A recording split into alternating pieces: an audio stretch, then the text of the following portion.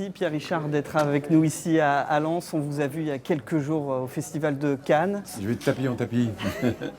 C'était comment à Cannes? C'était formidable parce que ils m'ont rendu un hommage quand même très, très, très fort, très, très touchant, très émouvant.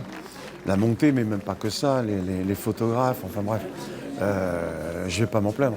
Donc c'est particulièrement touchant pour moi d'avoir cet accueil. L'homme qui a vu l'ours qui a vu l'homme. Qui a vu l'homme. J'ai regardé un peu ce qui se disait sur ce film. On dit surprenant, poétique, parfois un ovni. Je ne sais pas si ça vous fait plaisir. J'ai peut-être plus évidemment majestueux l'habituel, celle dont je me servais beaucoup de mon élasticité. Je ne tombe plus, mais sur le fond, mon imaginaire est peut-être encore plus fertile qu'avant. Pour les téléspectateurs, c'est l'histoire d'un pêcheur que vous incarnez. Il connaît tout le monde dans ce village. Et ça, d'ailleurs, les personnages du film, plutôt, sont les vrais personnages dans le village. Ce n'est pas des personnages fictifs.